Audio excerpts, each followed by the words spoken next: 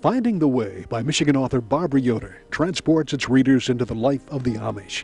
In a previous edition of Michigan Magazine, we visited with Barbara, who drew from her childhood as the youngest of a strict Amish family to bring Finding the Way to print.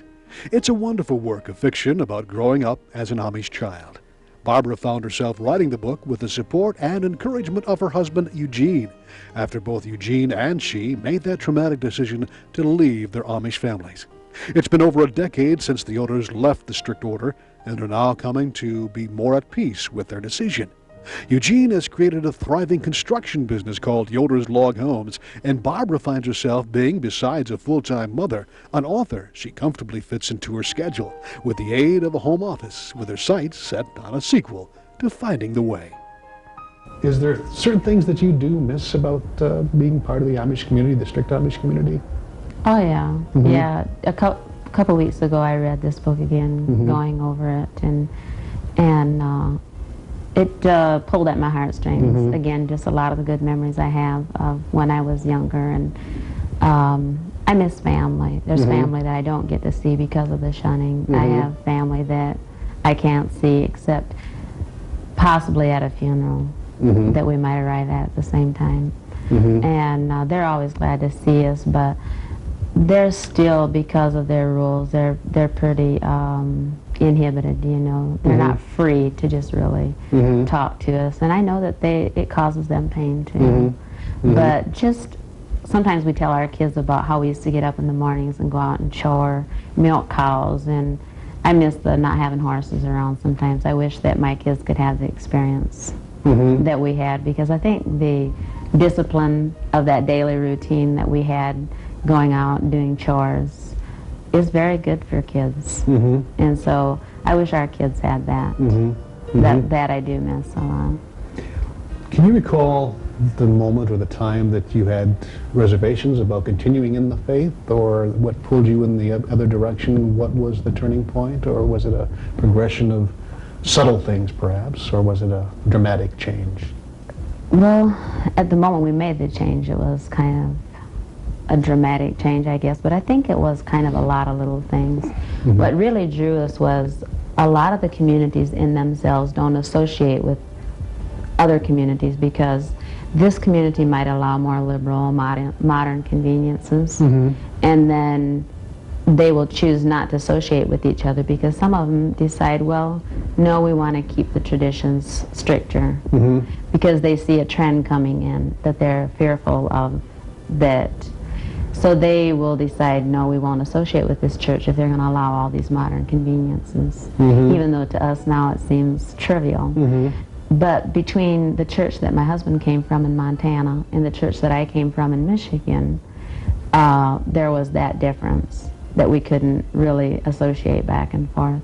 So when we went to go get married, it was making a choice of, can we associate with your family or my family? And then we were, you know, at the age where we began to be kind of rebellious against all the rules of, how come I can pay my neighbor over here this much to take me to town, and I can use his phone? Why can't I just have my own? It just began to seem, you know, like, now, you know, we just kind of, we kind of began to question that. And then some of the spiritual things that they believed in, we thought that we didn't totally agree with either. And so we decided to seek out a, you know, is there a way that we can lead a good moral Christian life outside of this? And we feel that we have found that. But it's hard to make that choice. It's very hard, because you have to give up your family and everything, at least for the moment you do. Right. How about your children? What are you bringing from your faith to your children? Do they attend public school? Are they homeschooled, or? They go to a charter school. Okay. And actually, this is the first year I've put them in school. I've always homeschooled up until this year. We also try to teach them the things that our parents taught us. Probably a lot of the Bible stories that my mom used to tell me, or a lot of the little stories. Probably we try to have things for our kids to do to give them good work ethic, like what our parents tried to teach us. Probably a lot of the discipline, the way that we were taught that there were times when we just had to sit quiet and read a book and things like that. We teach our children that too. We're limited on what they're allowed to watch on TV or how much TV they're allowed to watch. And we like them to get involved with going out and playing and using their imagination like we had to, which sometimes was good or bad, maybe. Well, tell us a little bit about the sequel. Is Elizabeth going to be the central character again? Or? Yes. Okay, can you give us any tips or clues of what's going to be happening then? Or? Probably, again, patterning somewhat after my own life, really what it was actually like to step outside of the faith and leave the Amish, what it was like maybe to drive your car the first time and things like that, things that I experienced that I think would probably be interesting to other people to know what it was like. Because you feel like a fish out of water when you leave.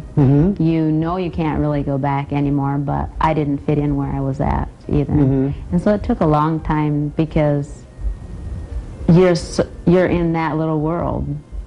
And the outside world is very different from what we were used to.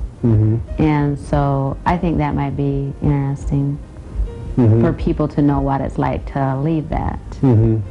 And in some cases, there are some family members that will not ever accept you the way you are. But I think the majority of them do accept you, or that's how we have found it.